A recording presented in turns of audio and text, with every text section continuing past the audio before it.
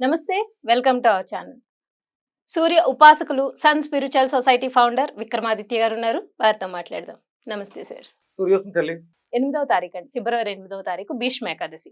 భీష్ముడు ఆ రోజు వరకు అంపశయ్య మీద ఉండి ఆ రోజే ప్రాణాలు విడిచారు అని కూడా అంటారు. సో అటువంటి భీష్మ ఏకాదశిని ఉపవాస దీక్షలు చేస్తారు. అలాగే చాలా మంది విష్ణుమూర్తిని విరివిగా ఆరాధిస్తారు ఆ రోజు.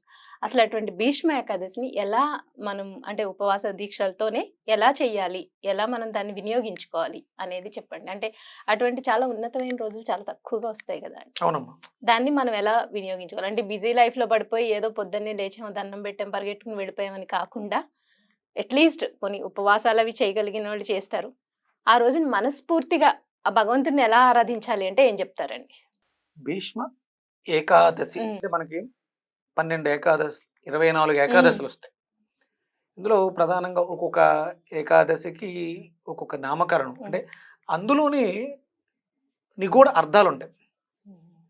మనం చేసేటువంటి ఏకాదశి తిథుల్లో ఆ పేరుకున్నటువంటి శక్తి హ్మ్. అంటే అక్కడ ఉన్నటువంటి ఫలితం మనం ఏదన్నా ఒక శ్లోకం చదువుతున్నప్పుడు ఫలశ్రుతి చివరిలో ఉంటుంది. అవునండి. ఈ శ్లోకం చదవడం వల్ల అవును. ఈ ఫలితం ఉంటుంది హ్మ్. అనేదాన్ని ఫలశ్రుతిగా తీసుకుంటాం.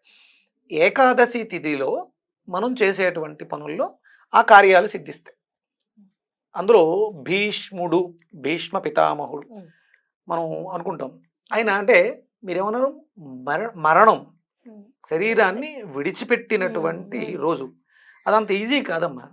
ఒళ్ళంతా కూడా తూట్లు పడిపోయి బాణాలతో అంపశయ్య మీద ఒక ముళ్ళు గుచ్చుకుంటేనే మనం గోలెడతాం. అలాంటిది ఒళ్ళంతా బాణాలు హ్మ్. గుచ్చుకొని ఉంటే ఆయన దాని మీద అలాగే ఎంత బాధ ఉంటుందమ్మా. అమ్మో! అంటే నరకమండి అక్కడ అసలు. క్షోభ హ్మ్. దేనికి? భౌతిక దేహానికి. హ్మ్. ఇక్కడ మీరందరూ కూడా హ్మ్. అంటే ఇప్పుడు ఈ వీడియో చూస్తున్న సమయంలో మీరందరూ కూడా ఒక ప్రతిజ్ఞ హ్మ్. భీష్మ ప్రతిజ్ఞ అంట. అవును. భీష్మ అంటే ప్రతిజ్ఞ అంటారు. ఇది సాధిస్తే తప్ప హ్మ్. నేను మరణాన్ని పొందను. హ్మ్. దాన్ని ఇచ్ఛా మరణం అంట. అనుకున్నప్పుడు దేహాన్ని విడిచిపెట్టి వెళ్ళేదాన్ని ఇచ్ఛా మరణం. అంటే మన ఇష్టంతోనే మనం మరణం మరణాన్ని నాకు రావాలనుకుంటేనే వస్తది. ఆయన అందుకనే ఇప్పుడు అంత తూట్లు పడిన శరీరంతో ఎవరమ్మా బతుకుతారు? హ్మ్. ఆయన బ్రతికాడు అంటే అది అంత ఒక శక్తిని సంకల్పం గట్టిగా చేసుకుని తన ఆయువును కూడా తన గుప్పెట్లో పెట్టుకుని ఇప్పుడు వదిలేద్దాం అంటే చాలా పవిత్రమైనటువంటి రోజు. మనం ఒక నిర్ణయం తీసుకోవాలి. హ్మ్. మన జీవితాలు బాగున్నాయా? ఫెసిలిటీస్ బాలేదండి. బాగున్నాయి, ఫెసిలిటీస్ బాగున్నాయి. అద్భుతాలు ఉన్నాయి. హ్మ్. ఎక్కడికైనా వెళ్ళాలంటే ఇది వరకు రోజులు పట్టేది, ఇప్పుడు హ్మ్. గంటల్లో వెళ్ళిపోతాం. హ్మ్. కాశీ వెళ్ళాలంటే ఇది వరకు అంటే వెళ్ళిన మనిషి తిరిగి వస్తాడో లేదో కూడా అవును. తెలియదు. హైదరాబాద్ ఎయిర్పోర్ట్ అవును. లో ఫ్లైట్ ఎక్కితే గంటన్నరలో కాశీలో కాశీ. దిగుతున్నాం. హ్మ్. అక్కడ మళ్ళీ ఎక్కితే గంటన్నరలో ఇక్కడ అంతే. ఉంటున్నాం. చాలా ఈజీ అయిపోయినాయి ఇక్కడ. కానీ జీవితాలు బాగున్నాయా? బాలేదండి. లేవు. అంటే ఏంటి? కోరినవన్నీ దొరుకుతున్నాయి గానీ, జీవితాలు మాత్రం బాలేదు. కోరినవన్నీ దొరుకుతున్నాయి. హ్మ్. తినాలనుకున్నవన్నీ మన ఎదురుగుండా ఆ! ప్రత్యక్షం. ఒక ఫోన్ కొడితే వచ్చేస్తాయి. హ్మ్. అవి అరిగేడుస్తున్నాయా? జీర్ణ వ్యవస్థని కోల్పోయాం. అంటే ఇక్కడ ఏకాదశి గురించి మాట్లాడుతూ జీర్ణ వ్యవస్థ ఎందుకు అంటున్నానంటే, హ్మ్. ఏకాదశి ఏమీ తినకుండా ఉండగలిగితే జీర్ణ వ్యవస్థ మెరుగవుతుంది. ఓహ్! ఏకాదశి రోజు మనం ఉపవాసం దీని చేస్తే మీదే గ్రిప్‌ని సాధించలేము. హ్మ్. నేను తినకపోతే ఉండలేను. హ్మ్. నా వల్ల గాదు. హ్మ్. నాకు ప్రాణం పోద్ది అంటూ ఉంటాం కదా! అలాంటిది ప్రాణాన్ని ఆయన ఆపాడు అంటే, ఏకాదశికి ఉన్నటువంటి గొప్పతనం అది. అంటే అప్పుడేదో చేసేసి ఆపలేదు ఆయన. ఇంతకు ముందు ఎప్పటినుంచో ఒక సాధనలో, దీక్షలో ఉన్నారు కాబట్టి, భీష్ముడు ఆ ఏకాదశి తిథి రోజున తన దేహాన్ని విడిచిపెట్టి ఇచ్ఛామరణాన్ని పొందారు కాబట్టి, ఆ ఏకాదశికి ఆయన పేరు పెట్టడం జరిగింది. హ్మ్. అంతకు ముందు కూడా ఈ ఏకాదశులు ఉంటాయి. అవును. ద్వాపర యుగంలో అవును. శ్రీకృష్ణ పరమాత్మ మనకి విష్ణు సహస్రనామార్చన పుట్టింది కూడా అదే రోజు, హ్మ్. భీష్మ ఏకాదశి రోజే. హ్మ్. అందుకని మీరు ఏ దేవుణ్ణి ఆరాధిస్తే, ఏ ఉపాసనలు చేస్తే అన్నారు కదా! హ్మ్. ఈ మాసం ఏం మాసం? మాఘమాసం అండి. రథసప్తమి తర్వాత వచ్చేటువంటి 4వ రోజు హ్మ్. ఏకాదశి. హ్మ్. సప్తమి తర్వాత వచ్చేటువంటి అవును. ఏకాదశి 8 అంటే 4వ తారీఖు హ్మ్. రథసప్తమి రథసప్తమి. అయితే 8వ తారీఖు హ్మ్. భీష్మ ఏకాదశి అవును. వచ్చింది. హ్మ్. అంటే అక్కడ నుంచి రథసప్తమి నుంచి అంటే ఈ మాఘమాసం అంతా కూడా అంటే మీరంటారు, మీరు ఏం చెప్పినా సూర్యుడు చుట్టే తిప్పుతున్నారని. హ్మ్. విష్ణువు కూడా సూర్యుడే. హ్మ్. బ్రహ్మ సూర్యుడే. విష్ణువు సూర్యుడే. శివుడు సూర్యుడే. అంటే నాకు శివ పరమాత్మ కనపడ్డు దర్శనం ఇవ్వడం. గుడికి వెళ్తే కాశీ వెళ్తాను రెగ్యులర్గా, లేకపోతే శ్రీశైలం వెళ్తాను. ఎక్కడికి వెళ్ళినా ఆయన నాకు ఒక మూర్తి రూపంలో కనిపిస్తాడు. ఈయనే దేవుడు అని దర్శనం ఇచ్చేది ఒక సూర్యుడు ఒక్కడే. బ్రహ్మ విష్ణు శివాత్మక స్వరూపంగా దర్శనం ఇస్తున్నటువంటి సూర్యనారాయణమూర్తి, సూర్య నారాయణమూర్తి, ఆయనే నారాయణుడు, విష్ణువు. ఆయన్ని మొన్న మార్గశిర మాసంలో విష్ణువుగా సూర్యుడిని ఆరాధిస్తాం. నా వీడియోలు మొదలుపెట్టిన స్టార్టింగ్లో ఎవరు ఫోన్ చేసి ఏమడిగినా ఆదిత్య హృదయం ఒకటే చెప్పేవాడిని. మీరు ఉద్యోగం కావాలని ఫోన్ చేశారు, ఆదిత్య హృదయం చదవమ్మా అని చెప్పేవాడిని. పిల్లలు కావాలని ఫోన్ చేయాలి, ఆదిత్య హృదయం. ఒకటి కింద కామెంట్ పెట్టాడు, ఎరా నీకు ఆదిత్య హృదయం తప్ప ఇంకేం తెల్దా అని. రాముల వారు యుద్ధరంగంలో యుద్ధం చేస్తున్నారు, రావణాసురుడి మీద గెలవలేకపోతుంటే చింతిస్తుంటే చింతాకాంతుడై ఉన్నప్పుడు అగస్త్యులు పరిగెత్తుకుంటూ వచ్చి ఇంకేం చెప్పలే, రామ నిగూఢమైనటువంటి రహస్యం ఒకటి ఉంది, ఆ స్తోత్రం చెప్తున్నది పారాయణం చేసి రావణాసురుడి మీద యుద్ధం చేయన్నాడు. అదే చెప్పాడు, నాకు అదే తెలిసింది. సూర్య భగవానికి రాముడు నీటిలో అర్ఘ్యం ఇస్తూ ఆదిత్య హృదయం చదివాడు. చదువుతారు. అప్పుడు రావణాసురుడి మీద ఇంతకన్నా ఇంకేం కావాలి. శ్రీకృష్ణ పరమాత్మ వాళ్ళ అబ్బాయికి సాంబుడికి కుష్ఠరోగం వస్తుంది.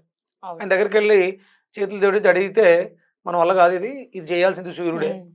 అప్పుడు ఆయన వెళ్ళి కోనార్కు వెళ్ళి అక్కడ అర్ఘ్యం ఇస్తే పైనుంచి తాళపత్ర గ్రంథాలు పడతాయి, ఒక 50 శ్లోకాలు. ఆయన వాటిని మన కోసం అందించాడు. మళ్ళీ సాంబ పంచాసి కానీ సూర్యుడికి సంబంధించి ఈజీగా అరుణ పారాయణం ఉంటుందమ్మా. అరుణ పారాయణం అని ఉంటుంది. అది అందరం చదవలేము, 2 గంటలు పడుతుంది, మన వల్ల కాదు. మరి సూర్యుడిని ప్రసన్నం చేయించుకోవాలంటే సామాన్యులు ఏం చేయాలి? ఆదిత్య హృదయం, దాన్ని మించింది లేదు కదా. అంటే ఇంకా ఉండుండొచ్చు, నాకు తెలిసింది అదొకటే. అది పట్టుకుంటేనే ఈరోజు నేను మీ దాకా వచ్చాను, ప్రపంచవ్యాప్తంగా వెళ్ళాను. ఇంక దీన్ని మించింది ఇంకేముంటుంది? అంటే ఈ భీష్మ ఏకాదశి ఈ తిథి కూడా మాఘమాసంలోనే వచ్చింది. అంటే మాఘమాసానికి ఉన్నటువంటి గొప్ప విశేషం, ఫలితం, విష్ణు సహస్రనామార్చన ఈ మాఘమాసంలోనే పుట్టింది. అందుకని సూర్య ఆరాధన అంటే విష్ణు సహస్రనామార్చనలో ఉండేటువంటి నామాలు 1000 నామాలు, సహస్రనామాలు సూర్యుడివే, సూర్యనామాలే. ఆయన ఉదయం బ్రహ్మగా ఉంటాడు, మధ్యాహ్నం విష్ణువై వ్యాప్తి చెందుతాడు, సాయంత్రం చీకటి పడిపోయి లయమైపోతాడు, మళ్ళీ ఉదయం ఉదయిస్తూ ఉంటాడు. బ్రహ్మ విష్ణు శివాత్మక స్వరూపం సూర్యనారాయణమూర్తి.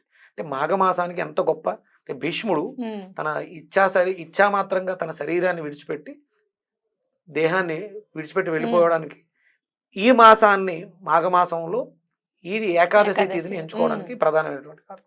ఉపవసించటం అంటే భగవంతుడికి దగ్గరగా ఉండడం. అంటే అంటే మరి మానేయాలంటే మానేయాలి. ఇప్పుడు ఉన్నటువంటి రోజుల ప్రకారం తినడం వల్ల రోగాలు వస్తున్నాయి కాబట్టి ఉపవాసం అంటే తిండి మానేయమని ఎక్కడ లేదు. 100% మనం ఎక్కువ తినేయడం వల్ల రోగాలు వస్తున్నాయి కాబట్టి ఏకాదశి తిథిని ఉపవాసం అంటే భగవంతుడికి దగ్గరగా ఉంటూ మనం రెగ్యులర్గా రోజు చేసే చెత్త తిళ్ళు తినకుండా పళ్ళు పలహారాలు తీసుకుంటూ సాత్వికంగా భగవంత్ ఆరాధన చేస్తే మనం అనుకున్నట్టు అంటే ఆయనకిలాగా అంటే కురు వృద్ధుడు అంటారు, చిరకాలం ఆయుర ఆరోగ్యాలతో ఎలాంటి అనారోగ్యాలు లేకుండా. అది అనారోగ్యం కాదు, ఒక యుద్ధం జరిగింది, దాంట్లో వచ్చినటువంటి వీరమరణం. అది అలా కాకుండా భగవంతుడు ఇచ్చ ప్రకారం ఇచ్చా మరణాన్ని చాలిక ఈ జీవితాన్ని నేను తృప్తి పొందాను, రేపు వెళ్ళిపోదాం అనుకుంటున్నాను అని రేపు వదిలేసే స్థితికి రావాలంటే దానికి సూర్య ఆరాధన, సూర్యుడిని ఆరాధించటం, సూర్య ఉపాసన చేయడం, సూర్యుడితో మమేకమయ్యడం చెప్తే అప్పుడు ఆత్మ ఇచ్ఛామరణాన్ని వదిలేస్తున్నాను, నేను వెళ్తానమ్మా వెళ్ళొస్తానని చెప్పేసి వెళ్ళిపోవచ్చు. అంటే ఇది మనం ఈరోజు దీక్షగా తీసుకుని చెత్త తిళ్ళు తినకుండా, ఈ దేహాన్ని పాడు చేసే చెత్త తిళ్ళు తినకుండా, బ్రతకడం కోసం తినడం కోసం బ్రతకకుండా బ్రతకడం కోసం తిని ఏకాదశి ఉపవాసాలు 2 మనకి నెలలో 2 సార్లు వస్తాయి. 2 సార్లు కూడా నిర్జలం అంటే ఏదైనా కొంచెం లైట్గా జ్యూసెస్ అవి తీసుకుని ఈ ఏకాదశిని, భీష్మ ఏకాదశిని విష్ణు సహస్రనామార్చన పారాయణంతో, సూర్య ఆరాధనలతో, మాఘమాసంలో వచ్చింది కాబట్టి మీకు ఏది తోస్తే అది. మనకి గొల్లల మావిడాళ్ళలో సూర్య దేవాలయం ఉంది, విజయవాడలో 2-3 చోట్ల సూర్య దేవాలయాలు ఉన్నాయి. ఎక్కడెక్కడ సూర్య దేవాలయంలో వెతుక్కోండి, భీమవరంలో ఉంది. ఆయా దేవాలయాలకు వెళ్ళి స్వామివారిని భక్తి శ్రద్ధలతో అర్చించి ఆయన అనుగ్రహాన్ని పొంది చిరకాలము భగవంతుడు మనకిచ్చినటువంటి పూర్తి ఆయుష్ని పొంది సుఖంగా సుఖమరణాన్ని, ఎలాంటి కష్టాలు లేకుండా సుఖమైనటువంటి మరణాన్ని పొందడానికి సంకల్పం చేసుకోండి ఈరోజు భీష్మ ఏకాదశి రోజు. నిజంగానే చాలా అద్భుతంగా చెప్పారు. అంటే మీరు చెప్పినట్టుగా మరణం మన చేతుల్లో ఉంది అంటే చాలా మంది వయసులో ఉన్నప్పుడు ఎలా నడిచినా ఏం చేసినా జరిగిపోతుంది. కానీ అనారోగ్యంతో మంచాన పడి అది పోవడం అనేది నిజంగా చాలా బాధాకరం అది. రెగ్యులర్ గా త్రయంబకం యజామహే యజామహే సుగంధిం పుష్టివర్ధనం ఉర్వారుకమివ బంధనాత్ మృత్యోర్ముక్షే మామృతాత్ అని చెప్పి వదిలేస్తారు. కాకుండా అది శివ సంకల్పం అయితే బాగుంటుంది. ఎలా? త్రయంబకం యజామహే సుగంధిం పుష్టివర్ధనం ఉర్వారుకమివ బంధనాత్ మృత్యోర్ముక్షీయ మామృత తన్మే మన శివ సంకల్పమస్తు. ఓ. తన్మే మన శివ సంకల్పమస్తు. శివ సంకల్పం ఎవరూ కూడా అకాల మరణాన్ని పొందాలని ఉండదు. శివుడు అలా కోరుకోడు. శివుడు అంటే జీవుడు, అలా కోరుకోడు. అది మనం మెన్షన్ చేయాలి. ఓం త్రయంబకం యజామహే సుగంధిం పుష్టివర్ధనం ఊర్వారుకమివ వందనాత్ మృత్యోర్ముక్షీయ మామృత తన్మే మన శివ సంకల్పమస్తు. ఈ మంత్రాన్ని శ్రీమన్నారాయణుడు భీష్మ ఏకాదశి రోజు నా నోట పలికించినటువంటి మంత్రం ఇది. ఇది అందరికీ పొందాలని మనస్ఫూర్తిగా ఆకాంక్ష. ధన్యవాదాలు. సూర్యోస్మి.